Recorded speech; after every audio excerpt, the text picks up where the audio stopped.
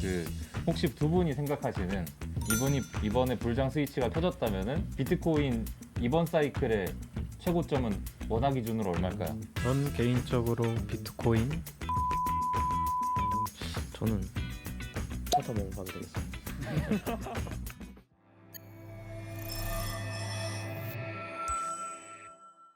네, 세 번째 주제 코린을 위한 트레이딩과 마인드에 대해서 이야기 나눠보겠습니다. 자, 공포에 사서 환희에 팔아라라는 이런 이제 말들이 많은데 실제 고수들은 하락장에서의 어떤 움직임을 보이고 상승장에서는 어떤 움직임을 보이나요? 이것도 이제 현물과 선물은 조금 나눠질 것 같은데 현물에서는 사실 그 하락하는 모양에 따라서 대응이 조금 다를 것 같습니다.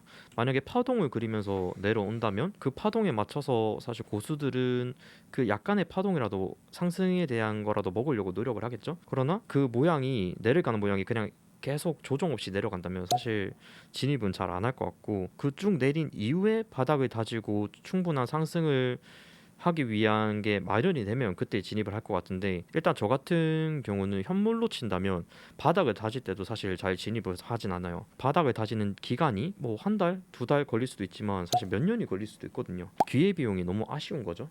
그렇기 때문에 바닥을 다지다가 이제 출발할 것 같은 캔들 모양이 나왔을 때 그때 좀 진입하는 편이고 선물 같은 경우는 조금 다르죠. 그냥 하락하는 모양이 나왔을 때 숏을 잡습니다. 그 하락에 베팅을 하는 거죠.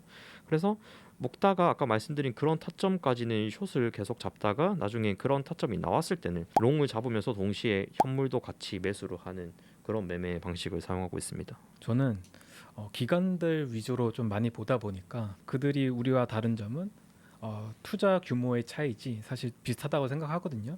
사실 하락장이라는 게 언제 올지 모르기 때문에 그들도 사실 굉장히 많이 물려요. 그래서 사실 하락장에 어떤 움직임을 보이냐는 사실 큰 약간 의미는 없는 것 같아요. 오히려 근데 좀 그들 보면서 좀 느끼는 거는 그 현금 포지션을 항상 좀 가져가는 게 그 사람들이 항상 하는 거더라고요. 이제 예를 들어서 이제 2025년도 이제 1월 달 어떻게 보면 시장이 지금만큼 사실 사람들이 환희에 차 있었을 때거든요. 그때 이제 이런 큰 기관들 자체는 갖고 있었던 특히 이제 에테나라고 하는 알트코인을 엄청 많이 처분하기 시작을 했어요. 이제 그 처분했던 이유 자체가 너무 빨리 올라갔던 이유도 있지만 결국에는 현금 보유량을 충분히 늘려놓으려고 하는 행위로 보였거든요. 그래서 사실 그런 어떤 사이즈가 큰 이런 기관들 자체는 이런 스테이블 코인이나 이런 현금 비중을 가져가는 거를 되게 잘 지키는 것 같아요. 그래서 그게 이제 있어야지 사실 이게 더 떨어지던 더 상승하던 간에 다시 이제 기회를 엿볼 수 있는 사실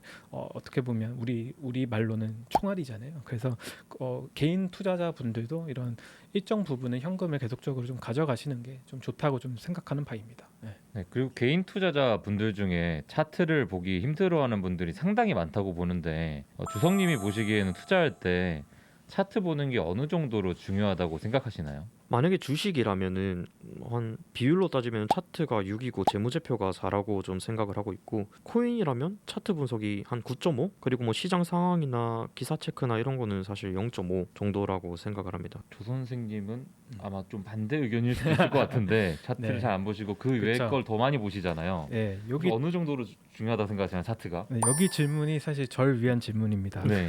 제가 차트를 보기 힘들어하거든요. 네. 그래서 저는 그냥 리서치가 거의 한 90% 이상이다라고 저는 생각을 들어요. 왜냐하면 이제 사람들이 어떤 코인을 살 때는 분명한 이유가 존재하거든요. 그리고 개인들도 결국 큰 돈들이 계속적으로 들어와야지만 이 가격 상승된다는 건 알잖아요. 그러면 그 큰 어떤 자금을 운영하는 사람들의 생각을 엿보려면은 사실 리서치가 베이스가 돼야지만 사실 그 흐름을 볼 수 있다고 좀 생각이 들거든요. 최근에 이제 한 달 전에 어떤 일이 있었었냐면 사람들이 아무도 관심 갖지 않았던 이제 실업이라는 코인이 있었어요. 이 친구들은 실물자산 토큰화 관련된 어떤 코인이었고 기업들한테 대출해주는 애들이었어요. 근데 사람들의 관심이 별로 없었잖아요. 근데 이 기관들은 이 어떤 프로젝트에 대해서 굉장히 우호적으로 좀 봤었던 이유는 결국 스테이블 코인 시장이 커지고 어떤 채굴업자나 다른 어떤 기업들한테 이 대출 수요는 충분한데 이거를 해줄 사람들은 별로 없다라는 게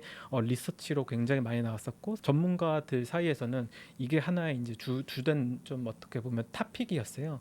그래서 그때 이제 그 실업 자체를 기회를 엿본 사람들은 그때부터 한 달 동안 2배 이상의 수익을 벌 수 있었거든요. 뭐 이런 거를 보면 차트적인 관점에 봤을 때는 갑자기 이제 수급이 들어오고 거래량이 터지니까 이거를 롱을 쳐가지고 수익을 벌면 되겠지라고 하지만 그 과정까지 오는 데는 사실 그들이 보지 못한 하나의 새로운 내러티브라는 게 존재했었다라고 저는 생각을 좀 하고 있습니다. 전 둘 다 음. 쓰기 때문에 되게 음. 두 분 다 공감되는 것 같아요. 차트로도 안 보여지는 게 분명히 존재하고 그리고 차트로 보여지는 것들이 너무 존재하기 때문에 음. 사실은 이제 그러니까 알트코인 거래할 때 거래량 되게 중요시하지만 사실 장외 거래하면은 그 거래량 잡아낼 수도 없고 되게 그런 부분들 많잖아요. 음. 사실 큰 거래의 규모는 OTC로 이루어지니까 차트에 녹여져 있지는 않다고 저는 생각하거든요. 근데 그럼에도 불구하고 또 거래량이 특정 튀어버리거나 그리고 소스를 받아가지고 거기서도 긁어버리는 사람이 있으면 차트쟁이 입장에서는 이거 뭔가 있다. 갑자기 거래량이 튀었다. 그래서 저 개인적으로 둘 다 섞어서 쓰는 거 되게 좋은 것 같습니다. 그래서 차트나 지표에 참고하는 정보들이 있는가, 그리고 있다면 그런 정보들은 어떠한 방법으로 얻을 수 있는가. 저는 주로 참고하는 정보는 그냥 모든 대중한테 공개되어 있는 정보를 대부분 활용해요. 이 코인 정보가 가장 많은 곳은 X라고 하는 SNS거든요. 이 X에 굉장히 많은 리서처들이 자신들의 생각을 매일매일 사실 공유를 하고 있어요. 그렇기 때문에 저는 뭐 대표적인 뭐 델파이 디지털이나 아니면 뭐 메사리, 그다음 뭐 한국에는 뭐 포퓰러 같은 뭐 리서치 회사도 있고, 그다음에 인사이트가 좋은 이게 인플루언서들도 많거든요. 그런 분들 거 이런 어떤 관점 자체를 좀 많이 좀 참고하는 것 같아요. 그래서 그런 관점들이 한 곳으로 또 수렴할 때가 가끔씩 있어요. 그러면 또 그런 게 하나의 또 큰 트렌드가 될 수 있으니까 저는 많이 참고하고 있고, 그래서 그런 것들을 좀 활용해서 투자 아이디어를 얻는 역할을 많이 하는 것 같고, 그 다음에 저도 이제 매매를 이제 하다 보니까 가장 많이 좀 보는 건 인간 지표죠, 사실. 왜냐하면 전 커뮤니티를 갖고 있잖아요. 그러다 보니까 커뮤니티 내에서 이제 사람들이 얼마나 이제 환희를 느끼고 좀 공포를 느끼는지 이런 것들도 좀 많은 좀 참고를 하고 있습니다. 그럼 이제 두 분께서 지금까지 투자를 진행해 오면서 나는 이때만큼은 그냥 들어간다. 아니면 혹은 나는 이런 상황에서는 무조건 다 빠진다라는 기준이 좀 있을까요? 저는 개인적으로 이때만큼 들어간다가 있습니다.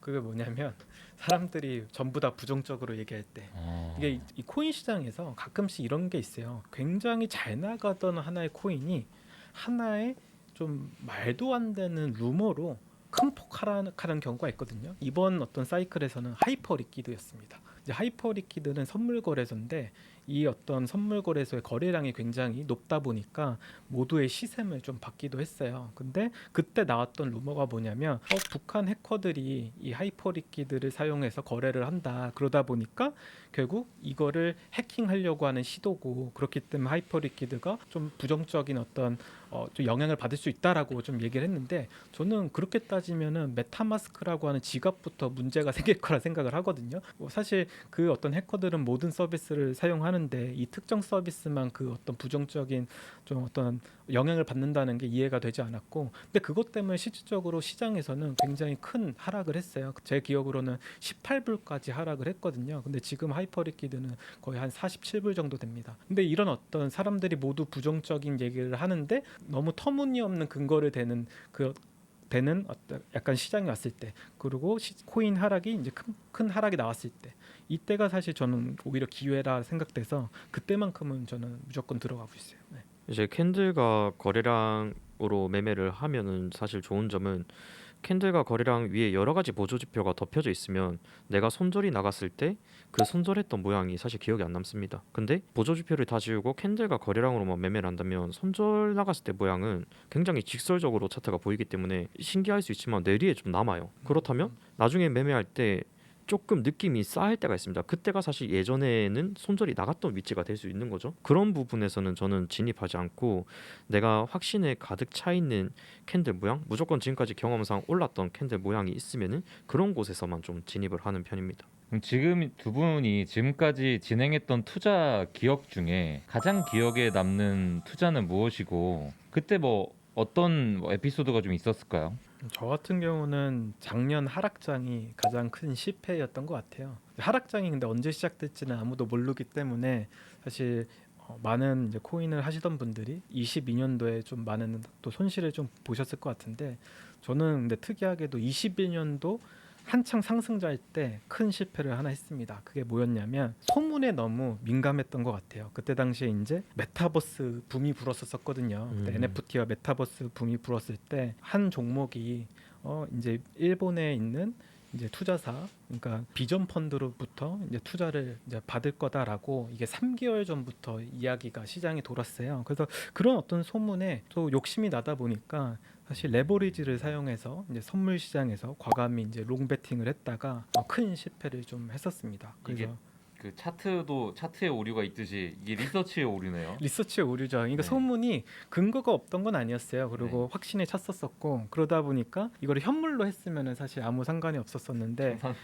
이게 선물로 하다 보니까 청산이 났었었고 근데 그때 청산되고 나서부터 한 3배 이상은 올랐던 것 같아요. 현물로만 봐도. 그래서 이런 게 제가 했던 가장 큰 실수였던 것 같아서 그때부터는 이 소문에 사실 들어가지 않습니다. 저는 이제 선물 매매다 보니까 사실 어떤 장 좋았을 때나 안 좋았을 때나 이런 걸 사실 구분하지 않고 그냥 그 안에서 살듯이 매매를 하는 편인데 제가 이제 매매하는 특징이 그냥 1시간 봉안에서 이렇게 왔다 갔다 매매하고 뭐 5분 봉안에서 왔다 갔다 매매하고 이런 스타일은 아닙니다. 달봉상 어떤 캔들이 나왔고 그래서 주봉상 이런 캔들이 나왔구나. 그래서 일봉상 이런 캔들이 만들어지면서 1시간 봉상 이런 캔들이 만들어지겠구나 라는 걸 타임별로 구분해서 매매를 하는 편인데 그때 당시에 제가 달봉, 주봉, 일봉을 분석한 대로 다 그대로 움직여 줌으로써 제가 그때 좀 크게 시드를 불렸어요. 그게 이제 좀 짜릿했던 순간이었던 것 같고 실패했던 경험은 제가 매매를 한 1년 차, 2년 차쯤이었죠. 이제 그때 진입을 하고 이제 손절 라인을 잡아야 되는데 다들 잘 아시겠지만 그때 손절 라인을 안 잡은 거죠. 그래서 물렸습니다. 근데 그때 큰 금액은 아니었어요. 500만 원 정도 물려 있었는데 이게 뭔가 청산 날 것 같은 느낌이 드는 거예요. 그래서 500만 원을 추가로 진입하자라고 생각해서 그때 교차 포지션이었기 때문에 500만 원을 추가로 진입하고 기분 좋게 여행을 출발했다가 큰 하락이 나온 거죠.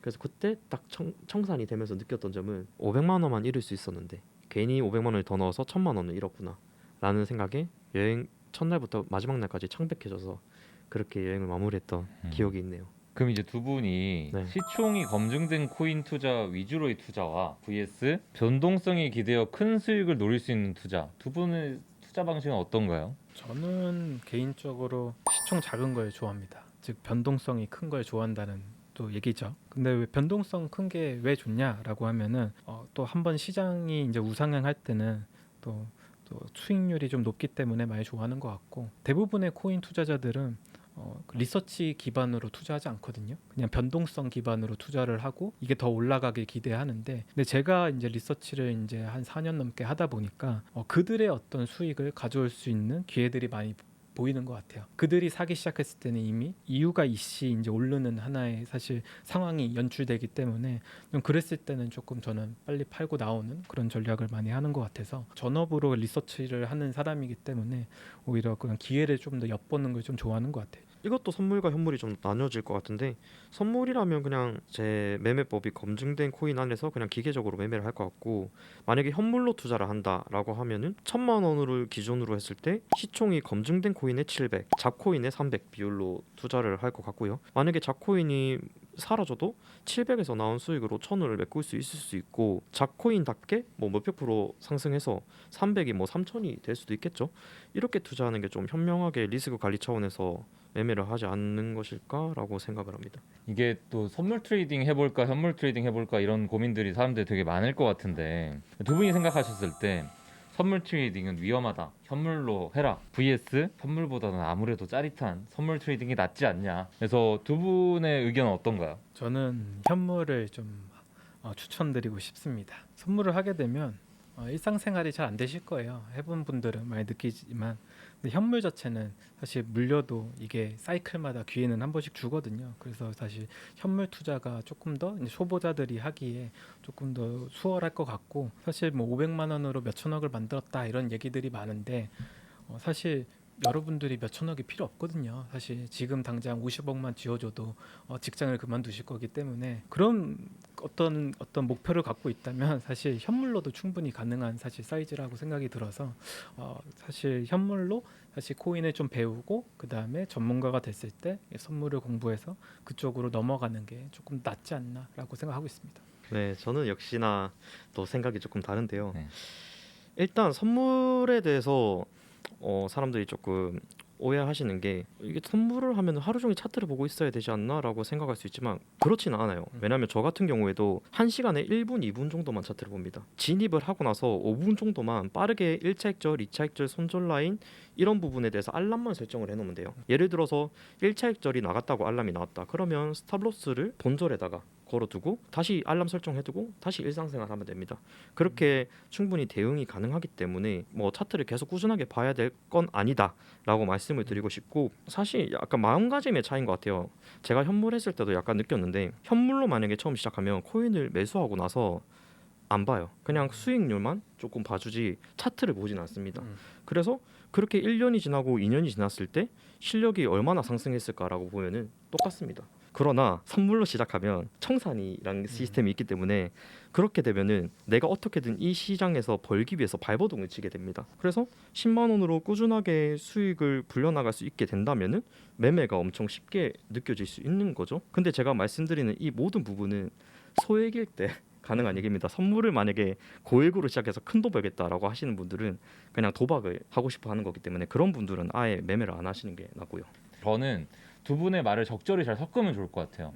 제가 강하게 얘기해주는 이야기하는 것 중에 하나가 한 500만 원, 1000만 원이면은 이번 상승 흐름 좋을 때 선물로 베팅해서 한 1억 만든 다음에 그 뒤로 현물로 돌아오면 되게 안정적으로 매매할 수 있거든요. 그래서 뭐 그런 좀 적절히 잘 섞으면 좀 좋지 않을까.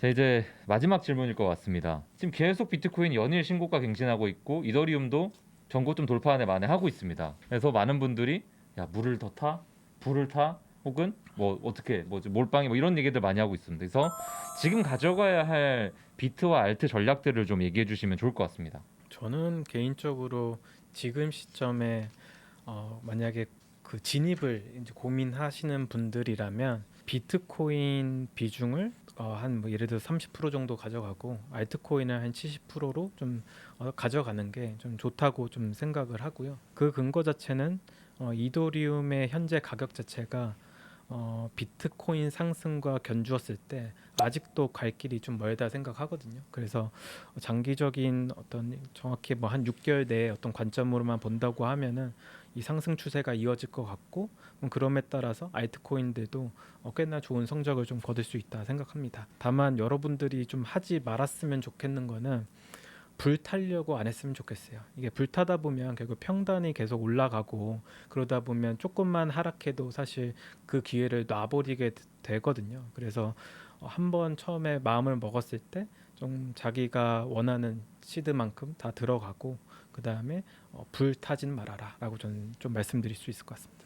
저도 이제 네. 같은 입장일 것 같은데 비트코인보다는 알트코인들 중에서 아직 출발하지 않은 코인들 위주로 조금 매매를 해주시면 좋을 것 같고 불타기는 절대 하면 안 된다고 생각을 하고 진입했다면 그대로 좀 가져가면서 1차 액절, 2차 액절, 본절 리스크 관리를 좀 잘 해주시는 게 좋을 것 같습니다. 그 혹시 두 분이 생각하시는 이번에 불장 스위치가 켜졌다면은 비트코인 이번 사이클의 최고점은 원화 기준으로 얼마일까요? 전 개인적으로 비트코인 3억 정도 갈 것 같습니다. 저는 2억 6천 정도는 가주지 않을까 생각합니다. 네, 오늘도 인터뷰 해주셔서 너무 감사드리고요. 다음에 또 기회가 된다면 한 번 더 초대해서 또 다른 인사이트와 또 이야기를 나눠보면 좋겠습니다. 네, 고생하셨습니다. 네, 감사합니다. 고맙습니다.